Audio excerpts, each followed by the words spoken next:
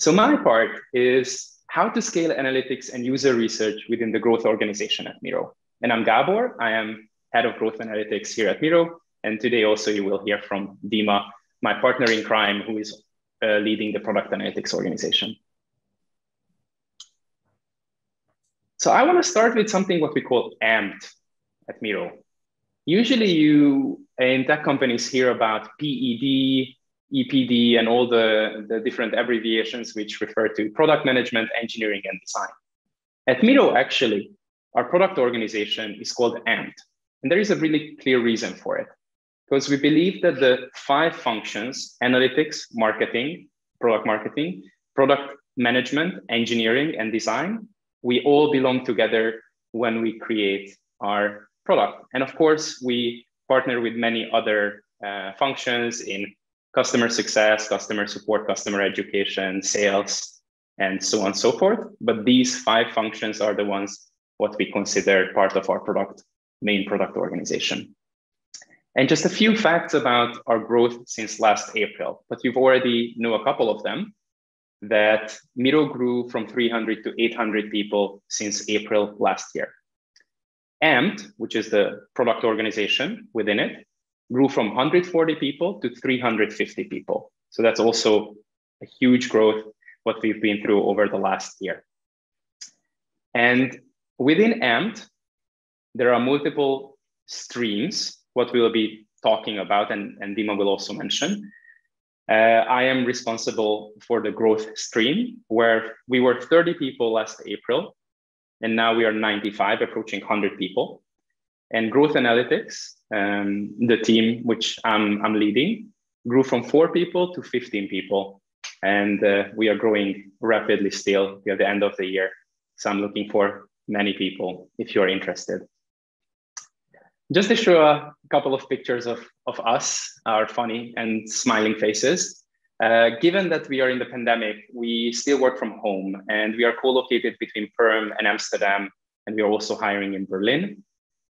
We have this ritual where we create these virtual team cards in here, what you can see, where you see our faces. And of course, with the COVID rules applied, we got together to see each other in Vondelpark in Amsterdam and various places in the world, also in Perm. So let's talk about growth. What is growth? How do we define it? For me, the simplest definition, the shortest one, but there are many caveats, is to accelerate the adoption and usage of Miro. So everything when it comes from user acquisition to user retention to monetization and beyond. And to show you how we are organized within growth, we have 4 substreams. One is growth marketing, which is SEO, paid, so performance marketing lifecycle. Then we have also product-led acquisition. We have website team. Within retention, we have activation and engagement teams. And in monetization, we have monetizations and payment infrastructure. And also we have community platforms and professional services, which we are building, focusing on notifications team, templates team, Miroverse, and so on and so forth. And together we are, as mentioned, more than 95 people today. And what you see in here is our starting times. So what you can see, most people started in 2020 and 2021. And in order to scale at such a pace, what I mentioned, that you multiple X your organization, we have a couple of principles which we are iterating over and defining along the way, which I want to share with you, which helps us to make decisions and to guide our ways of working, as well as what do we do and why are we doing things. The first one is cultivating a point of view rather than unbounded exploration. So there is this question of why do new users who join Miro share boards? On the right-hand side, what you can see is a really typical analytics project where you're asked to, let's look into board sharing patterns, start slicing and dicing and see what pops up. And you look into so many different attributes, time of day, geo, frequency, and so on. And there is nothing wrong with this. This is part of the exploration process. But what we see at Miro is having a direction, having a point of view, or often what you call is starting with a hypothesis, but also building upon that, learning from your existing knowledge. We try to be more specific. So on the left-hand side, what you see, new users need to edit at least one board before they start sharing, because users are more incentivized to share their own content than of others. If the hypothesis is true, then increase the percentage of editing new users within the first X days will go up. And with this direction, we are much quicker to debunk if this hypothesis is true than if we start with the right-hand side, which is much more broader exploration. Our second principle, how we scale analytics, is actually focusing on the user perspective than rather being fixed on user data. Because nothing builds empathy and gaining insights better than understanding the story of our users. So in here, I redacted the details of people, but what you can see is that we have channels on tracking NPS, tracking churn data, and also you see on the board user research, what I've conducted, and together with the team, we are doing it continuously, asking our users on how do they use our product. And I personally believe that the analysts in the team should conduct their own research and learn and work together with the UX researchers and to build the understanding and empathy towards our customers, and firsthand experimentation and firsthand user research is the best way to do that. Our third principle is seeking explanation rather than seeking prediction or seeking descriptions. And in here, I use the words of David Deutsch, a known physicist, who say, to say that prediction is the purpose of scientific theory is to confuse means with ends. It is like saying that the purpose of a spaceship is to burn fuel. At Miro, we consider that we are on this rocket ship, which is growing so rapidly. And it is a great analogy for me to remember that while we are doing NPS analysis, activation research, engagement states, figuring out what our North Star metrics should be, and forecasting, our work doesn't stop there. We are working towards understanding the whys behind Miro and why are users trying to use us and how can we improve continuously. The fourth principle is co-creation rather than mainly supporting. And in here, my take is whenever the relationship between analytics and product managers, designers, engineers, and marketeers and other functions is one directional, it decreases efficiency. And in here, what I wanted to highlight is that at Miro, especially in growth analytics, but also in product analytics, we have an embedded partnership model where for each product team, what I mentioned in the beginning, we have a dedicated analytics partner who works with them in understanding the problem statement, understanding the area, research it, and then also working on the goal setting. While having this embedded model, we have generic channels like data help and growth insights channels where we share our experiment results and also answer questions which come from anyone at the company. And we find this as the right balance between the consulting type of model, which often companies have. You have a pool of analysts who respond to requests. And then you have the embedded model where you have dedicated analysts per team. And we are a hybrid between them, where we are leaning much more towards the embedded partnership model and having the avenue for the more consulting type of data requests. And as a last principle, what we have where all of this leads to is we focus on analytics as a product, then analytics as a service.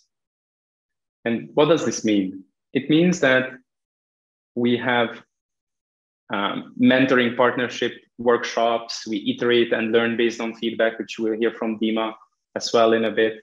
We constantly try to improve our self-serve capabilities, building new dashboards, building dedicated Looker explorers, which are the BI tool what we use, and working together with all functions to make data and insights available to everyone as easily as possible. And through these steps, what I mentioned, these principles, these are the foundations of how I think personally we scale analytics, growth analytics at Miro, where we are adding every month a new member to our team, and continuously we'll do so over the next year. We are still doubling the team by the end of the year. And having these principles really help me and the team to figure out ways of working. How should we scale when we have a new product team? How should we work together when we have competing priorities?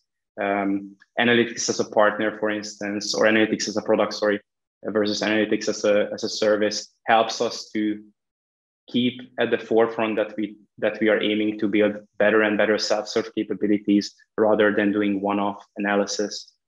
And all of these principles help us to derive these major points.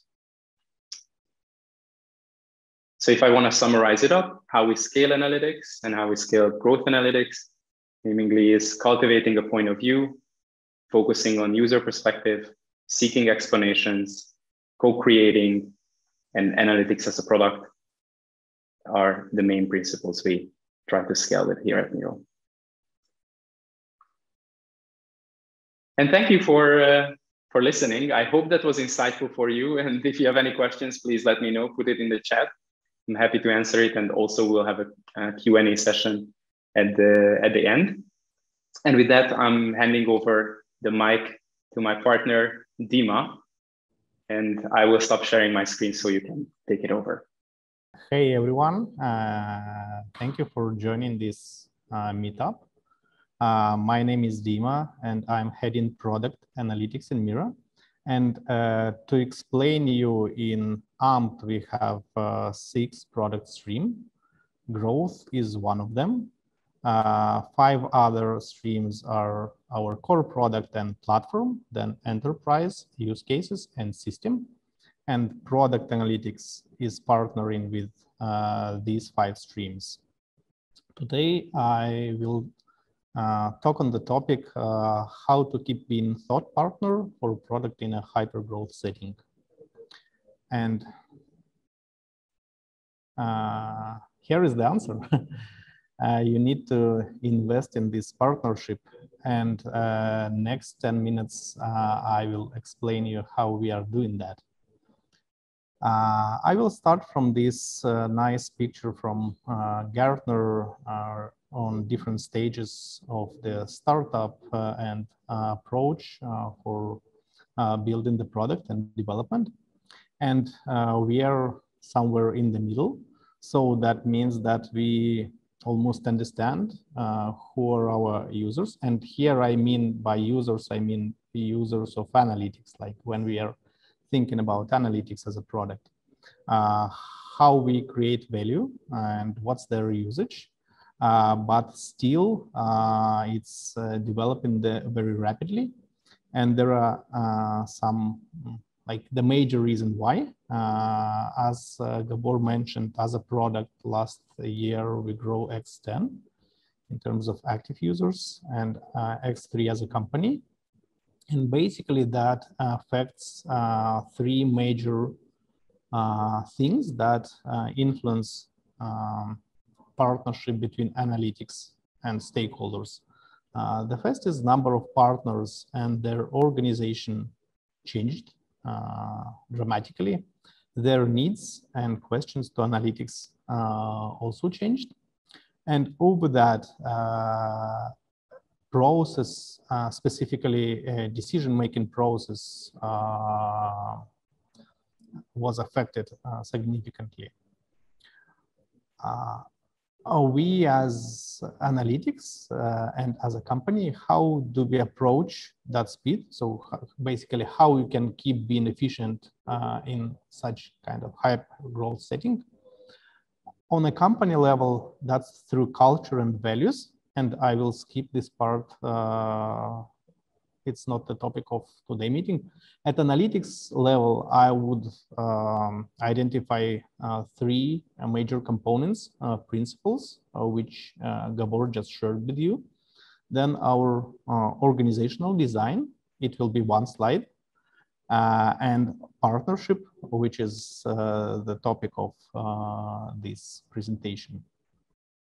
Our organizational approach is centralized embedded analytics organization.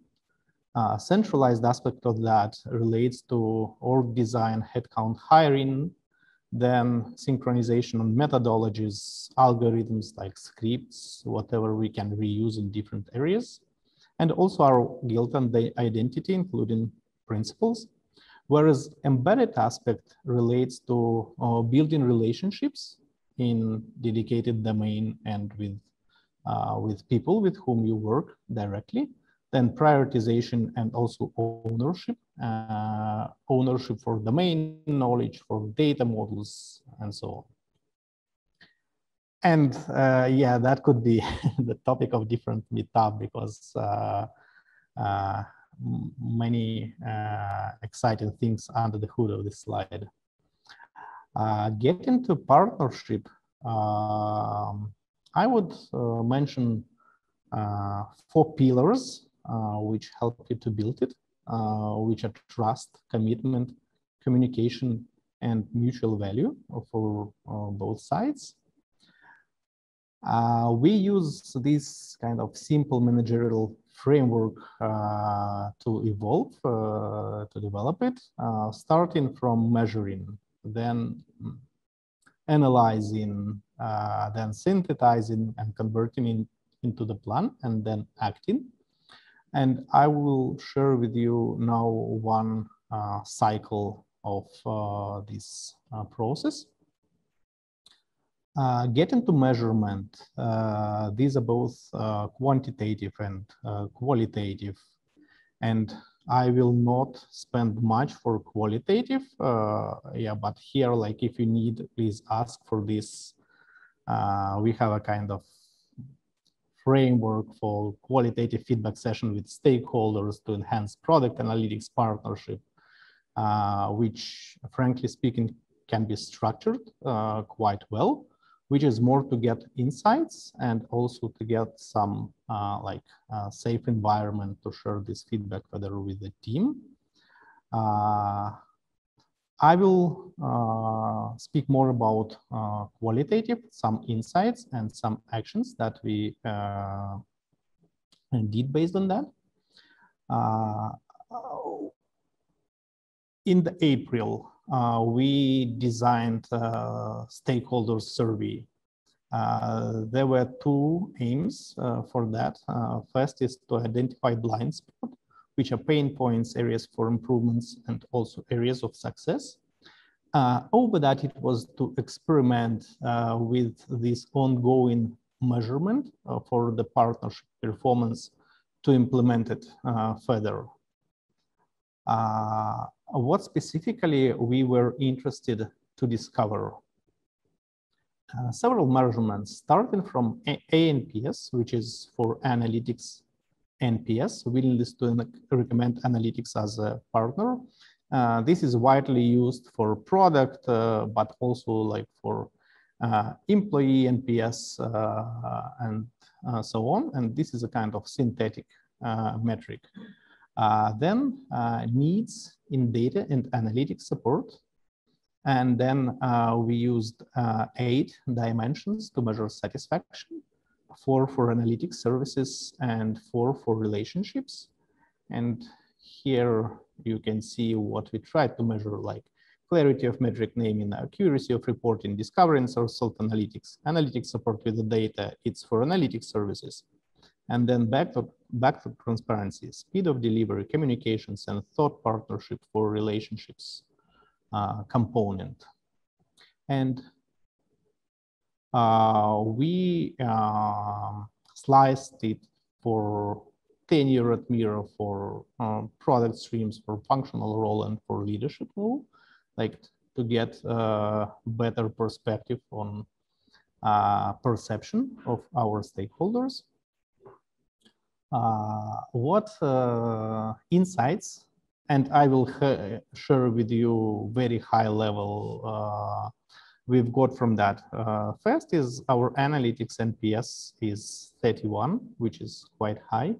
Our Miro as a product NPS is 55, 60, so we have still room for improvement. Really great actionable insight came from these dimensions. We've realized that satisfaction with discoverability and self-serve analytics is something that really like a distinctive pain point of our stakeholders and the area of investment, our effort. Basically, there are two other dimensions of partnership that could be improved, which are speed of delivery and also communications. Basically, we were happy that thought partnership is on quite high level. The thing that I personally was mostly inspired, that is something I knew, but like here we've got specific numbers for that, is they come from this correlation matrix based on the answers, is communication matter a lot, like how you communicate your outcome, how you like ask questions, and this is critical for these components of relationships. And another relationship themselves are much more critical than specific delivery of analytics outcomes. And basically for me, that's a very clear reason to continuously invest here. These findings were converted into our action plan. We've defined several areas of improvement and how specifically we will address them. For top one area, we decided to incorporate it as objective through our OKR process, analytics-wide. It's to improve self-serve discoverability in our key metrics and data models within analytics and company-wide. And there is a roadmap for that with 2 KRs for this quarter, which are key metrics dictionary and also catalog for looker assets. My key takeaways from that exercise and from how we are scaling analytics in Miro are the following, and I want to share it with you. Invest in partnership. How to do that? By this approach, measuring, analyzing, synthesizing, acting, and doing that continuously in the loop. And communicating that. It is critical when you tell your partners what you're doing, why you're doing that, then what you learn from that and how you will implement to address pain points and to improve it. And the last thing is that the company culture is critical to make it successful. It's extremely hard to implement it at the team level. Your surrounding, your partners should be supportive towards it. Yes, that's all from my side. And we have this great man, Gabor, here, who is hiring. And then now, as the next stage for this hour, thanks, Timo, for the presentation. And now we'll have a discussion section and afterwards a Q&A. And this is fun, given that we work together so closely, but I find it so exciting that we have these questions which we asked from the team as well to come up with. And then, although we talk daily and work really frequently, we don't have the chance to discuss these topics. So I'm really excited to ask them. The first one, what has been the most challenging part of scaling analytics at Miro for you in the past year? I think like rising the bar for the candidates, as far as we understand that we like from bicycle, then transform to the car, then to plane, and then to rocket. And obviously these different stages, they need different expertise and different experience from the people who are making that happen. And that is something, that you need always like just understand what specific profiles you're looking for. And this is like changing over time. Yeah, definitely. I second that. For me as well, the challenging part of scaling is the organization is scaling so rapidly, which doesn't just involve that you need to raise the bar in hiring and finding new talent, but also the complexity when you want to roll out complex projects across the organization. It just, for me, it was also really challenging, or it is challenging to figure out the balance of how to find time for all of those key initiatives. And how has your role shifted over the last year for yourself? I'm in Miro a little bit more than 2 years, and I started as head of data team, which was a team of 6 people, 2 data engineers, 3 analysts. We had like 1 product analyst, then 1 growth analyst, and 1 business analyst, which looks very fun now, and and 1 data scientist. And yes, like obviously it's like much more focus and much more specialization. Then kind of type of questions and type of the problems that we addressed are becoming much deeper and more complex. And I would say that's it. Yeah, for me, my role shifted, given similar to what you mentioned, scaling the team, joining when we were 5, 6 people in the team, and now we are 15. And how with that my role shifts, that now I'm planning to hire more than 10 people till the end of the year, and with that, obviously, how to figure out the right rituals for the team. Right now we have weekly team meeting with 2 times something what we call inspire and discuss, where we go through all the projects and the observations what we have on an ongoing basis. How should we scale that when we are 30 people? How will that scale? And I think that's something which is really on top of mind for me and trying to figure out as we grow. Add to you, I've got during interview, I've got the question from one of the candidates, like, how do you interact with stakeholders? It was like in February, I guess. I calculated and figured out that through last year, we changed this 3 times. And this is like also extremely important to understand that, like, whenever you consider some processes set up properly, like 1-2 months go on, and you understand that you need to get the next iteration because for some reasons it stopped working in a proper way. Yeah. Oh. Yes.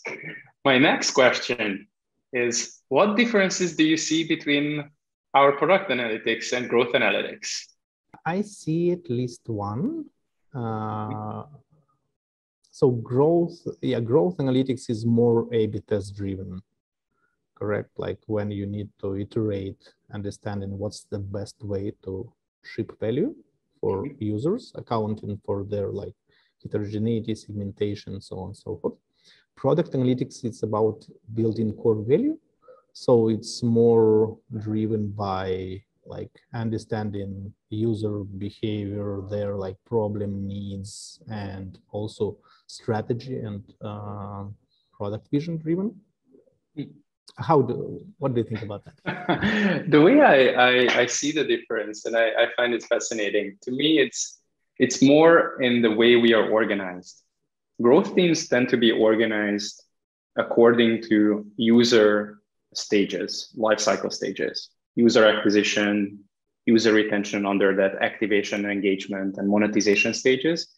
And that allows you to own that area if you have these specific teams or specific substreams, and to continuously iterate within that space. whether that's a new feature, whether that's some experiments, whether that's research, you keep that consistent, and therefore you dig deep and build up domain level expertise on that area, which to me is definitely one distinction in growth, which I see.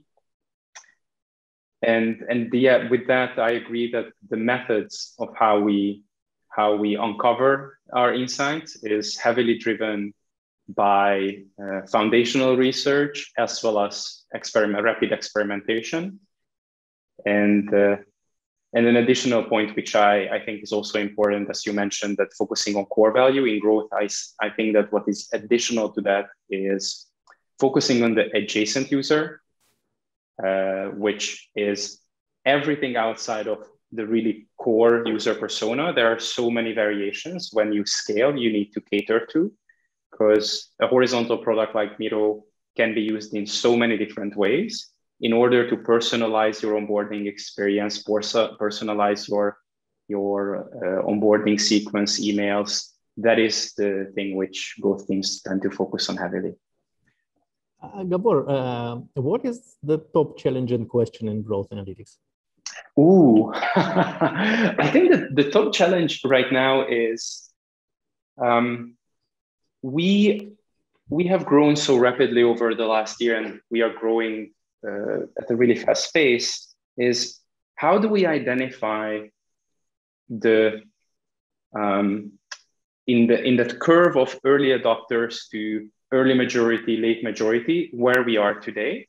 Because the type of users, the type of people who come to Miro shifts over time. We had last year in the beginning of the pandemic, obviously a big shift and a big push towards coming to online. And a lot of people came to online collaborative products like Miro.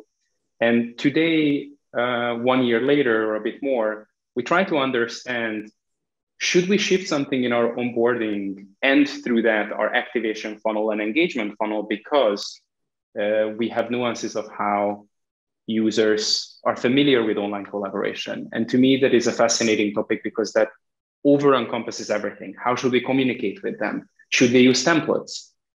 Should they go into a Miro board? How their patterns change on how many team members do they add?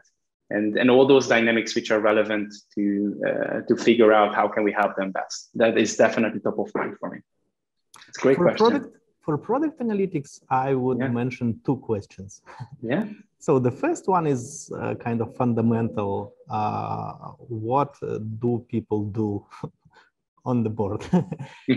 Because we have all the data, correct? But we do not know, like within exact session or within exact week, what is their job to be done? What is their use cases? So we have some proxy for that, but they do not answer this question explicitly. And we have a kind of data science initiative related to that, based on computer vision and based on some other approaches. But I would say we are today we know like 20%. I would love to know regarding what's happening on the board. And the second question, considering we have answer for the first one, so we are in productivity space and we are building this productivity niche in the market. How we measure productivity, correct? Because all what we observe in the data, it is a reflection of both cost and benefit side of your work. For example, time, we can identify the time of the session, and let's say it increased from half an hour on average to 40 minutes. And then the question, why? Is it because our product's so cool that people spend more time there to get more value from that? Or because the product is so not cool? They do not understand what to do there, correct? And they just invest more effort, but do not get extra value from that. That's what you mentioned, I really love about our space, being in productivity and in online collaboration.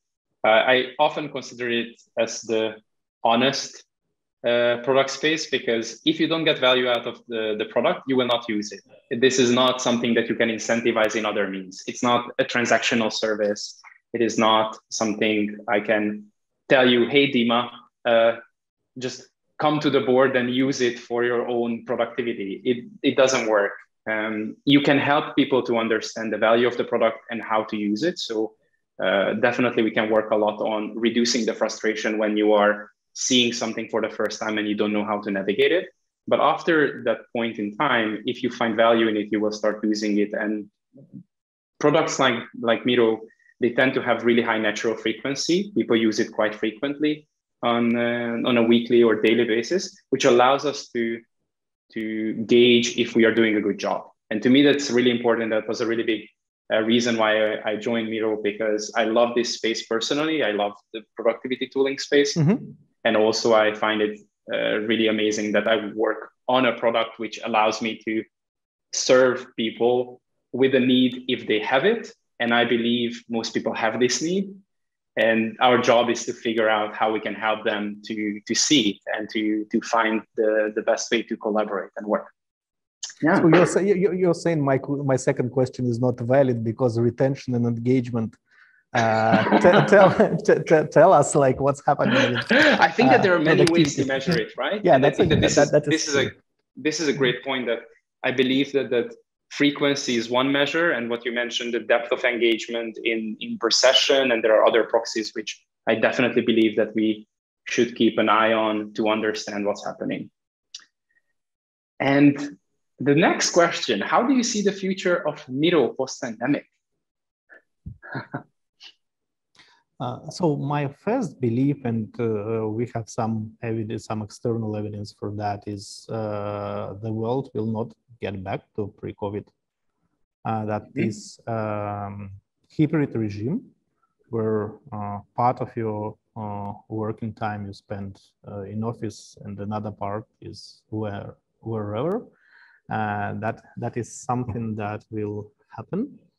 And I bet a lot on cross-device experience because we know that today these big screens and your ability to fluently interact from your personal computer and simultaneously your partner in collaboration from big screen and this where it not just like your keyboard, correct, but like your iPad and stylus. And if we make this experience like great and fluent, yeah, that would be very nice, and at least like from my personal user experience. Yeah, what I can chime in on that. I had a great conversation with Anna Boyarkina from our product side, and she mentioned it so eloquently when she said that when we are going back to work, if someone is remote, then everyone is remote. So I've been at companies where we had offices in different parts of the world, and we had a physical whiteboard. And how awkward was it when we were 5 of us in one room and 1 or 2 people were in different locations in New York or other places in the world. And then we needed to make photos of that whiteboard. It definitely wasn't interactive. We tried to move the camera so that you could see it. It was really awkward. And I believe that now with this new dynamic, what you also mentioned, I think that it will be much more common that people will be working not only from multi-location, to be more inclusive of situations, but also different time zones, and therefore also asynchronously to accommodate the different needs of people. And therefore, I believe that even post-pandemic, we will have a new reality which will create this hybrid dynamic, what you mentioned. And with that, thank you for all those thoughts. And I want to head over to the Q&A section because we saw a lot of questions coming in. Lynn, and can you assist? Yeah. So we have questions in the chat and we have questions in the Q&A. So I'll try to gather them all. First question is from Matthew. How do you balance, can you give me X, request with the time it takes to spend so much time with stakeholders to help them formulate questions to get more in-depth answers that help move the needle? Excellent question. What I see is it never hurts to ask a follow-up question on why do you need this information and how would you like to leverage it. That will allow you to think straight on that, are you on the same page? Is the information or the insight, what the person who requested it, is in line with what you also perceived that it is needed? I think that that's the first check what I always try to do, that to understand that we are on the same page. And the second is actually I try to understand what question would you like to answer? Because we might have done research, which we already have in Confluence pages or FAQs or videos on, which we can share, and that allows you to answer that same question. That was great. Dima, do you have anything to add to that? No, I think you answered properly. That was a great question. All right, to the next one from Dan. This is for Gabor. How do you find the right kind of analysts to work this way? In my experience, there are very few people who are skilled data analysts, at the same time good user researchers, or at least comfortable to do both. Do you hire for data skills or teach the rest? Or Yeah, so there are multiple questions in there. Let's start with the first one on finding people with this hybrid mindset of being interested in both the user research side and the data side. I personally find it really gratifying when I see someone in the team who has never done user research firsthand, never interviewed someone, never did a survey, and they do it the first time. We often pair them, or almost always, with a user researcher in the beginning who has done this many, many times, helping with writing the brief, the research brief, sometimes even shadowing in the beginning, helping with the synthesis when we put it in a Miro board and then start putting the stickies of the observations, setting up those templates. And with those helps, I actually see everyone in the team being excited about it. So maybe that's just the dynamic what I have and the luck with the people whom I had the luck to work with. But I haven't seen that being a problem. I haven't seen that people being too shy or not to be interested. Of course, we are all nervous when we talk to customers or do this research, but I see that there are ways to help to overcome that nervousness. And in general, I believe that is something which in growth, but also in general in product analytics is crucial, that when we want to rapidly iterate our product and figure out the use cases, what we optimize for, we need to be really close with the users whom we are serving. And first-hand user research is just, to me, the best way to get there.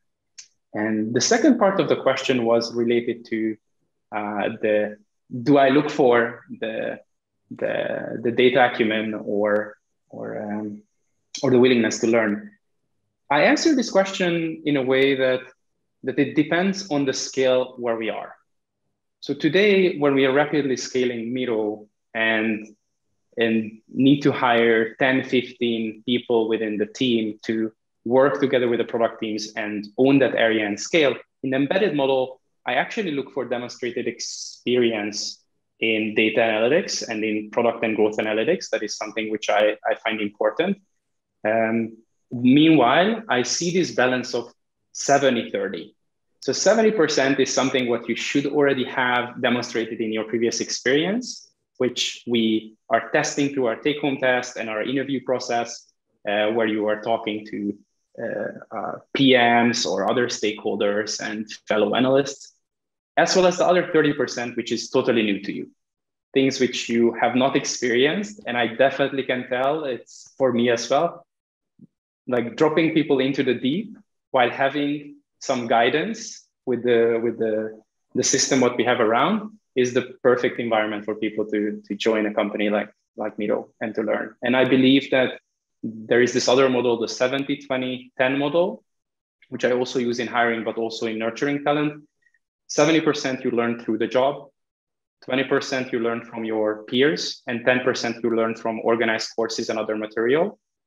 And that is something which I find also really good guidance in hiring as well, and then nurturing talent along the way. All right. So yeah, we briefly touched on this, but just calling it out there, see if there's anything to add. Miro benefited from the pandemic measures of working from home. How do you see Miro being deployed going forward? I guess we touched upon this through our conversation with Gabor. World will not get back in the previous state. And obviously, like one person out of the office, that means that the whole team is distributed, and you need this tool to make this collaboration efficient, both synchronous and asynchronous. And again, like what I'm waiting from the product is like next level of cross-device experience for small devices, but also like for the big screens, this interactive board. Thank you. Yeah, another question for Gabor. Is there one product/growth analyst per team, or can they be embedded in multiple teams? What other functions are there in these product teams? Yes, so actually we even have a way around where we have multiple analysts dedicated to a team. And that's a specific case. And that's, for instance, in activation. That's an area where we invest heavily right now. And there are so much foundational research and ongoing experimentation when new users are coming to the product, and we try to figure out how to help them to form a habit, that we actually have multiple analysts within one product team or one sub, and with the retention substream as well, more than the number of product teams we have in them. Having said that, the goal is that for each product team, we have a dedicated analytics partner. And in some cases, it can be multiple. And in the future, I foresee that there will be some teams which are more shared across multiple product teams, given the cadence at which those teams experiment and research. And when we are becoming bigger, I would see also that we will be shifting the focus of multiple team members according to the company objectives, what we have and what we want to do, and therefore shifting people and moving them across. Was there another part of that question? I just wanted to double check that I answered everything. Pretty sure that you did. Yeah, so let's just, we have time for one more question. For all the other questions, perhaps we will have some time, and yeah, at a later occasion, we can answer some of these. But yeah, another one is the data field is being developed further and further every day. How are updating your products according to new discoveries? How are you? So the data field is being developed further and further every day. And how are we updating our products according to new discoveries?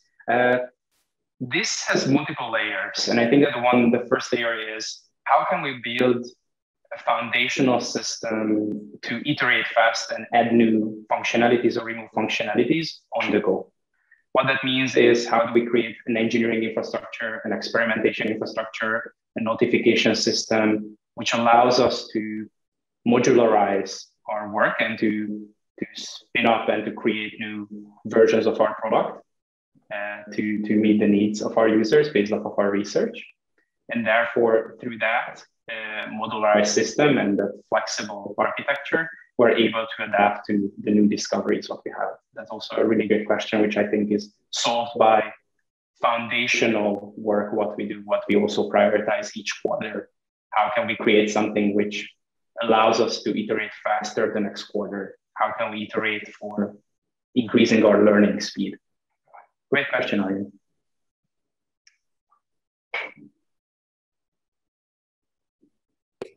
All right, I think that's it. So thank you everyone for joining us.